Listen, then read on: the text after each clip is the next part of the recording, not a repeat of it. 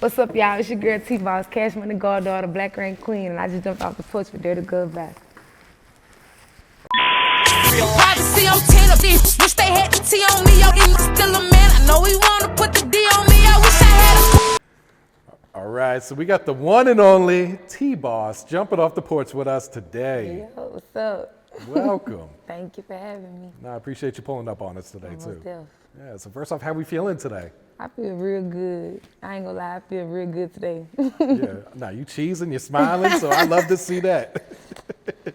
Yeah, so what else you working on here in Atlanta? What else, you got planned while you're in the city then? But actually, yesterday I had a lot of interviews from on the bus, 1079, DJ Smalls, and it was one more interview I did. Oh, the Big Show at iHeartRadio. And today, I'm jumping off the porch. There it is. Yeah, I've been having a good time out here. Yeah, your team got you working. Yeah.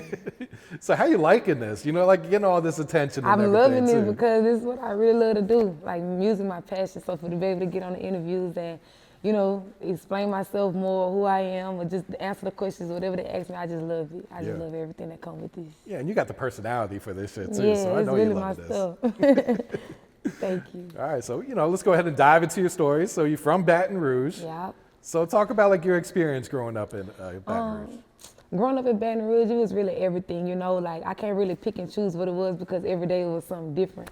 But I can say it made me who I am. It made me have a broader mindset. And I'm saying that Baton Rouge is a bad place, but it is more in the world, It's more that you could go to, it's more that you could see that's bigger than Baton Rouge. But, like just growing up down there, it was just everything, good, bad. It was happy, it was messed up, it was everything. Every emotion you can name, for real. Yeah. I get a lot of rappers from Baton Rouge that sit on the porch, but not many female rappers. For real. So can you give us like the female perspective of like, growing up and living in Baton Rouge then? Yeah, like being a female growing up down there, it kind of turned you hard.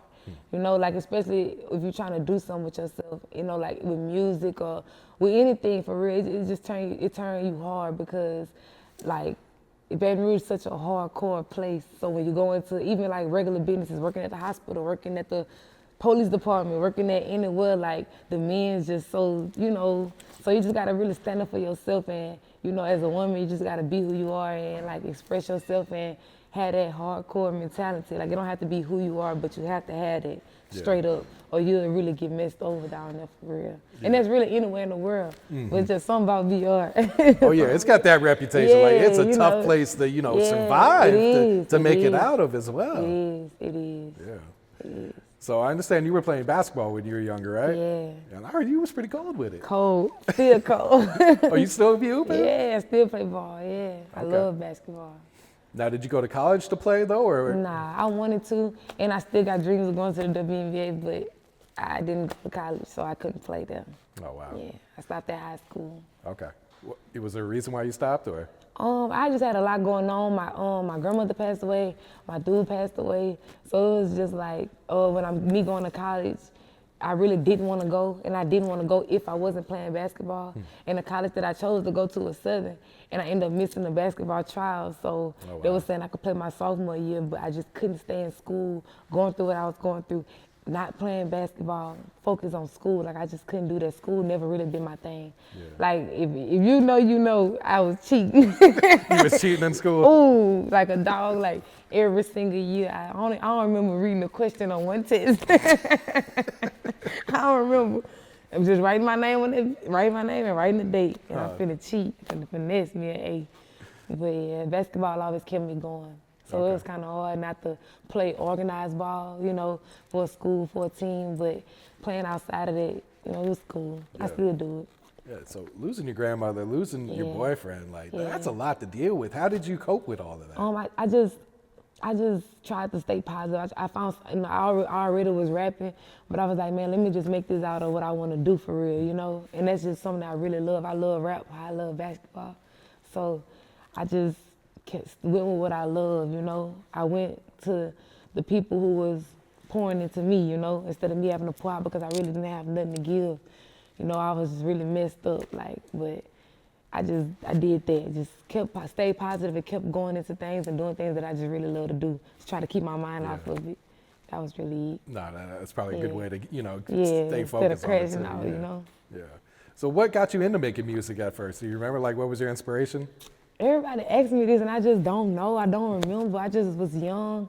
I started rapping at 5. 5? Yes, Wow. 5 years old. Real talk. I could call my mom right now. She gonna tell you, like, I started rapping when I was a little bitty girl, and I don't remember how I fell in love with it, but I always do remember, like, listening to music with my family or listening to music, going places, traveling, in the house, at the parties, at the cookouts, in the store. It's always music playing. Anywhere you go, it don't matter whether you could hear it or not. Like, it's always some music playing. So I just had got to a point where I want to write my own songs. I want to do my own thing. And then I started recording when I was about 8 or 9, 10. Oh, wow. And it was up from there, Now, was your family real supportive of you doing that too? Okay. Yeah. And who'd you grow up listening to? Like, who were some of your favorite artists back then? It was like Boosie, and everybody who was around him that was rapping, everybody getting a song. Lil Wayne, Nicki Minaj, Drake, Indy Ivory, Grandmaster Flash, Robin Thicke, stuff like that. I used to listen to literally everybody. Dolly Parton, that's my girl. Dolly Parton, I really? love her. Yeah, I love her. Like, I was listening to everybody, and I'm like, dang, I'm listening to all this music. I need to make my own music, like, and it's just off the pen, just like that. Recording on 2 phones. I used to go take my mama's phone, and I have my phone playing the beat off one, recording off another, losing my breath, can't finish the song because I can't punch in all it. Yeah. And at what point did you start releasing music then, like, uploading it online? When I first got signed with Black Rain, Okay. that's my label. That's my regular label. When I got with them, my manager Chip, he dropped my first mixtape. I had like 5 or 6 songs on there, and it's called Testimony. He got my cover made, and I was about 15, 16 when it happened. Okay. Yeah. How did that connection happen then? I had been knowing my manager, but he used to let me come to the studio all the time. And I'd be like, man, let me rap. And they'll just be doing other shit. I'm like, man, let me rap, let me do my thing. And I got in there, and I started recording real good songs, and he was listening to me. Even my engineer, his name was DJ, he was listening to me. And like, he was like, man, she raw, like, let her do her thing. And then he got my cover made and dropped my mixtape, and it was raw. Oh, wow. Like, them songs, I could re-release them songs today type shit, like, they shit. that cold. And what type of feedback did you get then? Or, like, I people got- really fucking with it? Yes, they was like, dang, Troy really got a mixtape out. They was so happy for me. Like a lot of people was, I ain't gonna lie, and it was raw. It wasn't no garbage, it wasn't no bullshit. Like, it was really, really good music. So that helped me, like, that built me like a foundation, Okay, she could drop, she know how to drop, like, and I just kept going from there. Okay. So you say that's when you really started taking music serious then? No, I've been taking it serious, but Okay. having somebody to believe in me and that would help me in the things that I didn't know. I didn't know how to upload my own music on the apps or whatever, like how they did, So if I knew back then, I probably would have been trying to do it, but all I had was SoundCloud and YouTube, because SoundCloud, they say upload, you press that bitch and you're gonna upload, simple. YouTube, upload, like it's always been the same, but all the other platforms and making a tape, I never knew how to do that until I got with Black Rain and did my thing. Okay. Yeah. And how would you describe your growth, as an artist from back then up until today then? I think it's really tremendous. Like, I've grown a whole lot as far as from my versatility, how I write, how I record, how I think, how I move, everything just have grown. Like, a scale of 1 to 10, 11, I ain't gonna lie. Yeah. And what was one of the first songs to kind of take off for you then? The first song that took off for me, I would have to say it was Pick a Side. Okay. The song that I have that's released out right now. That was the one. I remember when before I even recorded it or shot a video to it, I just rapped it on Instagram with a video. And it went crazy. It went the craziest out of every song. I'm like, why they like this so much? God damn, like, I got all these other songs, but they really was fucking with that one. And I ain't gonna lie, it used to be called Beat Down Your Block. But Okay. they just love it. Like, they just grasped onto it. They always did. Always did. Do you remember like that studio session when you recorded? Like, what were you going Yeah. through that day? Yeah, this what it was. So everybody used to tell me, like, Troy, you too gangster, you too hard. You gotta make a girly song. You gotta be girly. So I'm like, man, I ain't doing that. But then it's like, shit, if this something that you wanna do in life, you gotta do what the people want, Sell how the people wanna sell, like, not sell how the people wanna sell, but give what the people wanna buy type thing, you know what I'm saying? And sell it. And that's what everybody was on. And that's when I made it, females just start going on the rise, you know? Yeah. Like, so I just had to warm it up. Had to warm it up. And how much fun was it shooting that video? It was so fun. Everybody was out there looking just like this. It was so fun. Big cameras on cranes, stuff I never seen before. I'm like, damn, this how it be. People spray paint on the wall for me. Like, it was so nice. And the feedback looked like it's been crazy since you dropped this. Yeah. Has it been overwhelming at this point, or is this kind of what you expected? It's what I expected, and it's what I want, and it's what I need, so I ain't tripping. Keep it coming. Keep coming. Yeah. And you're now also signed to Cash Money Records, Yes. the infamous Cash Money. Yes, so amazing. Tell us this story. How does this happen? Okay, so one day I'm sitting on the steps just like this, and I'm real talk. My manager called me. He say, "Man, Troy, I don't know what you got going on, but look, stop what you doing. Slim want to sign you for Cash Money. What you want to do?" And at first, I ain't gonna lie, I was like, "Huh?" It was so fast. Like I was messed up at the time. Like I'm sitting there, I'm locked out because my sister locked me out on accident. So I'm really going through other shit. And my manager called me like, "Cash Money want to sign me." So I was like, first I was amazed, like, no way, son. But then he was like, and we got off the phone. He called me back, say, "Bro, what you want to do, bro?" I'm like, "I'm with it, let's go." "All right, I'm finna fly you out." Like, they was ready to fly me out and everything. Oh, wow. And it's just amazing, like being from Baton Rouge, they're from New Orleans, 40 minutes up the road, 50 minutes. Like, and the impact that they have on the entire world, bigger than the United States, like, that was just so amazing to me, bro. And I just wanna, you know, have the longevity how their artists have, you know? And that's just always been my goal. So to get signed to a label that have artists with so much longevity, it's like I know I'm gonna do it too, you know. Yeah, they're over what, My 1 billion records sold, Exactly. right? Like, since back in the day, Yeah. like when I wasn't even born. I'm only 20, wasn't even born. These niggas were hot, for real. so what's that initial meeting like with Slim then? How does that go? The first meeting, he was just telling me that he really liked my music and he was just watching me record, you know, and he was just letting me know, like, he had other people that come down and they was just telling me things about my song and stuff. It was real cool. Like, everything was cool. Everything was real smooth, like just regular conversation. And that's when they changed, in the first meeting, they changed my name from Bigg Troye to TBoss. And we was sitting there trying to figure out a name for me, but I was like, man, I love Bigg Troye. I love Bigg Troye, and I did not want to change my name. But it was all right. I love TBoss now. It really grew on me. It helped me be more girly, you know, because Bigg Troye do sound like a nigga, but that's my name. My real name is Troye, Troye. Like, that's my real name. No, it's not short for nothing. So it's like, Bigg Troye do sound kind of mannish. Is that why they wanted to change it? Yeah, or? he said, "That's too nigga to try." He said, "You ain't no nigga." And then it really helped me though.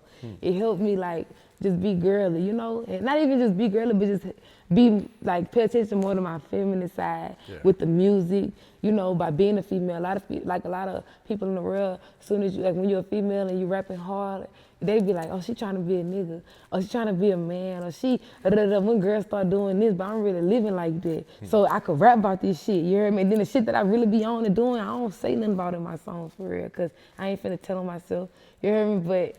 But the TBoss name just really helped me out. It did.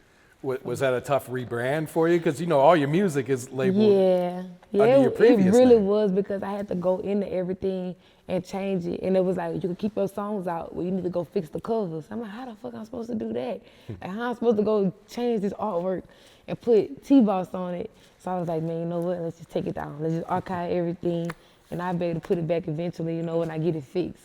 And I was even on my YouTube trying to change stuff from Bigg Troye, because at first I was Lit Troye. Then I turned about 16, 17. You were Troy Boss at one point, Oh, too, yeah, right? yeah. But that nah. That didn't count? No, that didn't count, because the girl who shot my video, I knew her. That was my first video I shot, and I knew her from when we was little. So she didn't know that I was going by Bigg Troye, I guess. That was my Instagram, but she didn't know it, so she just put Troy Boss because she know me. But I wasn't going for a name, nah. But I was Lit Troye, then I was Bigg Troye, then TBoss. Yeah. So what's it like working with Cash Money, having them, you know, on the team right now? Nah, it's been good. I recorded a whole bunch of music. Okay. Like, a whole bunch of music. They have a great team. Their engineers up there at the Hit Factory, they're amazing. Shout out to Laura and Faree. I love them so much, for real. And even the helpers around, they're just the best, bro. I ain't gonna lie. I have so much fun at the Hit Factory. Yeah. So going back to pick a side, I see you got the open verse challenge too. Yeah. So talk about that. I just want to see who's gonna eat that bitch with me, and it's prizes, you know, for first, second, and third. But I just want to see who come with the hardest verse, who ain't scared to get on that bitch. You hear me? Because everybody be, I want a song, I want a song, I want to record with you, this and that, but they ain't even doing my challenge. Oh, for real? No, fuck. Like this is That's your the opportunity, chance, yeah. That's the chance, but it's cool though. It's going good though. I got like about 20 plus videos. So I'm gonna start posting them, and I'm gonna do like another side with me reacting to it, to their videos. So I'm ready for that. Start posting that. Has anyone like really impressed you? Like, oh shit, they snapped on this.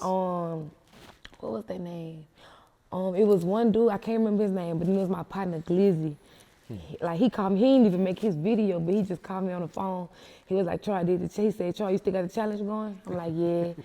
This nigga called me back in 5 minutes with the file. He said, listen to it while we on the phone, put me on screen share. He ate that bitch. Oh my God, shout out to my partner Glizzy, bro. That nigga ate that bitch, bro. Glizzy the Menace, he's so cold. He's so cold. He really impressed me the most, I ain't gonna lie. Okay. He impressed me the most. Yeah, and you've been previewing your next video, And What? Yes. First off, just talk about that song. Like, what type of vibe is that on, and what was the inspiration for that one? And What is real sexy. It's like you know, you chilling with your dude, or you have a dude, and he trying to make an excuse for every little thing, but it's like, and what, so what, type shit. Like that's what I was on with that song. I just wanted to be real cute, you know. So and the inspiration behind it was I just wanted to make a lot of music for the females, you know, and that the men could also grasp into. So I just soften my voice, sing a little, kinda, just got real cute with it, but I'm saying stuff that men like out of their women, you know? Like, y'all, we all could agree. Not just the women could agree, but the men could agree too. So that was the inspiration behind it. I just wanted something for everybody. And that's my big thing, like, make music for everybody. Yeah. Get the biggest crowd that you can get. And that's how you sell out. And that's how you keep longevity. Absolutely. That's very smart right there. Yeah. And that video drops on the 12th? No, we pushed it back. Pushed Okay. it back, y'all. We pushed it back. It's gonna drop on the I think it's May 4th. Okay. May 4th. Okay. May 3rd. May 3rd. Gotcha. Yeah, the 3rd. So can you walk us through like your creative process when you're recording that? Yeah, I was more so on the, like I said, just trying to stay on the girly side, try not to get too hardcore with it, you know, but it was just, like I said, just trying to make something for everybody. I just wanted everybody to be able to listen to it.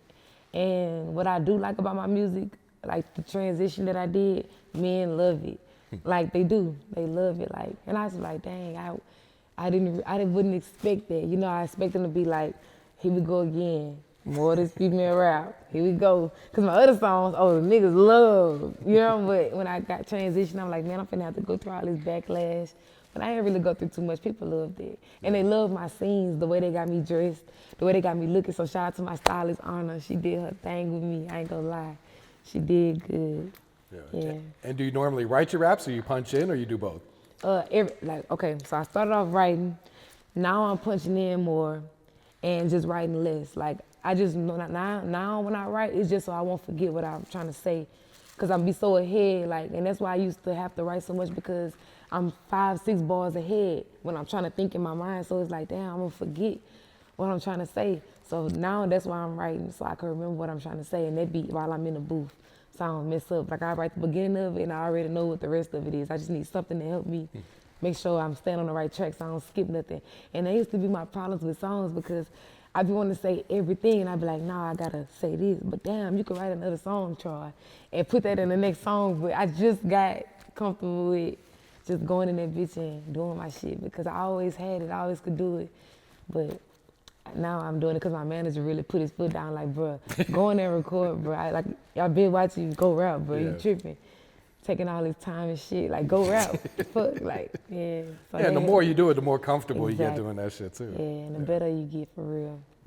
So should fans expect a new project from you this year, or you kind of just focusing on singles and videos? Nah, after I drop And What, I'm gonna do me a mixtape with all my songs, with a couple of songs on there, maybe about 5 or 6 or 7. You know, that's like a mixtape, 5, 6, 7. Yeah, EP. So yeah. So I'm gonna do that after I drop And What, and I'm so excited and ready for that. Okay. Yeah. Is that like done? Is it already ready? Or? Yeah, it's ready. Okay. It's ready. So what type of vibes is that? Just all like what type of vibes is that project on then? I want to give everybody a little bit of everything on Okay. that one, because for the simple fact that by me signing the Cash Money, it gave me a broader like reach, like a broader look. More people seeing me now and stuff. So I just want to show them how versatile I am. So in the mixtape, I'm gonna just be real versatile on it. Okay. That's my biggest and main focus, that they could hear my other stuff. Like the people who was knowing me before I signed Cash Money, they know how I'm coming, you know. But the people who watching me and I signed after, it's like they don't really know like that, you know. So I just want to be able to show everybody how versatile I am and my creativity, because I really be doing my shit. Yeah. I don't want it. I want them to hear, you know. No, that's I dope. want Can't to wait touch to check it out. everybody. Yeah. Any features you plan to put on the EP, or is it just gonna be you on there? I'm not even sure. I do want features, but I'm not sure if I'm gonna have any though. Okay. But I do want some though. Okay. Yeah. If you could manifest a feature right now, today on the porch, who would you really want to work with? You I could give wanna- us multiple if you want to. Yes, Beyonce, Rihanna, Drake, Wayne, Nicki Minaj, Glorilla. It's this artist I like named D-Baby. Like, I want to do features with a lot of people, but them right there is like a lot of songs I've been making. I be like, I can hit them on there, especially Beyonce and Rihanna. I have songs that I can really hit them on. Like, that's my goal. And like, God bless the dead, Michael Jackson was still living. Oh my God. Oh my God, man. You was a big fan? Yeah, man. You was the GOAT, man. I learned about Michael Jackson more than school. Shit. Yeah, he had people fainting at his shows. Before the We show, don't see that this anymore. This man had people outside his hotel before his show. There's people that couldn't get in. Mm-hmm. So imagine what his shit looking like if they can't get in. That mean it's sold out. That's big shit. Just to Fuck. look at him, just Come to on, see man, him. just to see him. Even when he went through his little transition, like, that's love, bro. That's real fans. Like, people could have hated him and not wanted to come see him no more, but they still loved him. He looked like a whole different person. Like, you know, that's fans, that's love, that's loyalty. Like, that's what I want. That's longevity. Like, Absolutely. for real. Tupac, him too. Yep. Oh, I could wish I could do a song with Tupac. Oh. Because he's been gone for what, 20, almost 30 years? Yeah, man. His music still, you Still know. ringing. You can go on Apple Charts right now. One of them bitches gonna say either 1, 2, or 3, and it's gonna be his shit. I swear to God. I just seen that the other day. Real talk. So. Yeah, his music was so relatable. You can play it right Yeah. now. It's what he was right back then. It's going on right Exactly, now and, today. and the stuff that he was on his same interviews talking about is happening now. Yep. You know, he was just ahead, and that's how I feel about myself. That's why when I'm in interviews, I try to talk about as much as I can, because I'm really ahead. Like, I know about the world, you know. Like, I ain't lost out here. Like, shit crazy out here. Like, you gotta pay attention. You gotta keep your eyes open. You gotta stay on your shit, bro. Because the world fucked up, and you can get caught up in this shit, you know. But and just by knowing certain information about the world, like, it could really fuck with you, you know. 'Cause like, damn, but you gotta stay solid. You gotta stay strong. You gotta stay prayed up. You gotta keep God first. You gotta pray for wisdom, knowledge, and understanding. You have to do that to just go. You gotta do that. Yeah. Yeah. Amen. Yeah. Yeah. What's your thoughts on the music scene in BR right now today? Oh, it's the sickest. BR got the sickest artists coming from out there. If y'all pay attention, the world love Louisiana. Yeah, man, Baton Rouge got so much talent. Down there, every door you knock on, somebody in that bitch rap. And they go hard.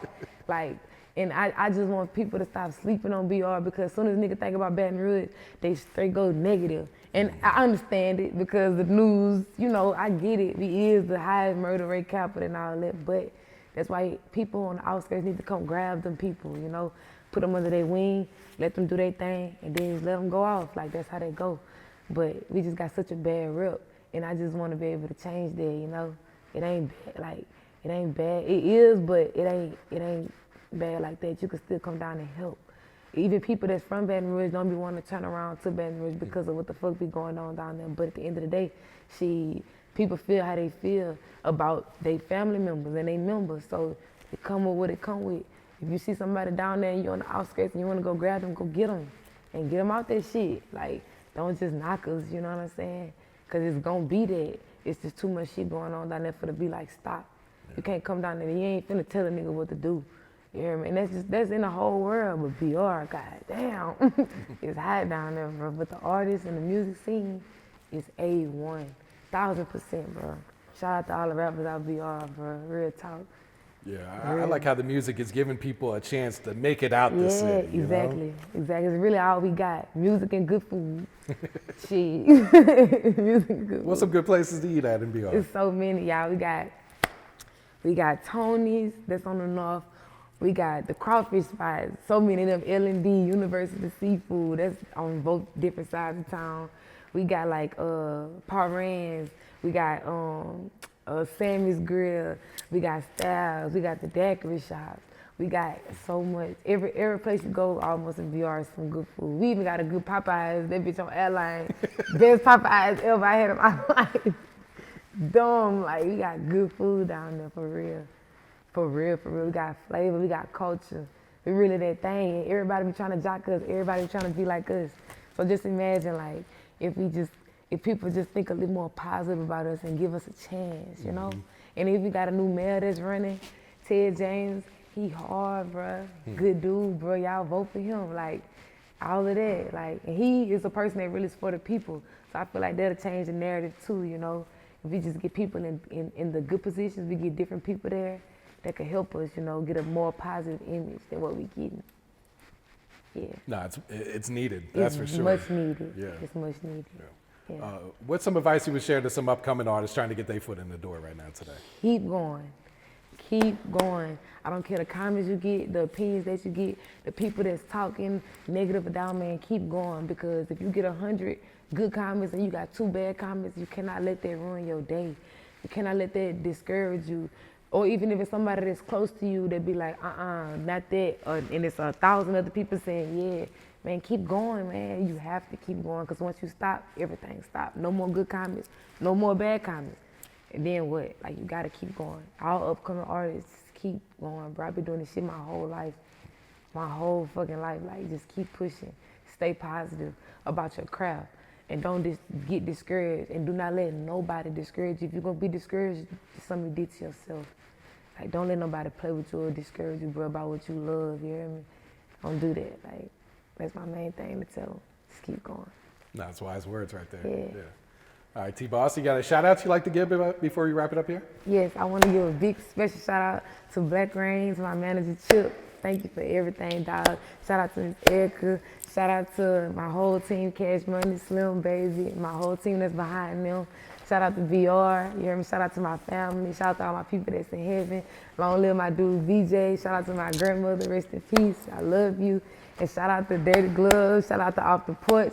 Shout out to 4700 Lucci, my brother. You heard me? We going up. Shout out to my brother, man. And that's about it, for real. Yeah. Privacy, I'm 10 a bitch. Wish they had the T on me. Yo, niggas still a man. I know he wanna put the D on me. I wish I had a clone. Cause if I did, I had to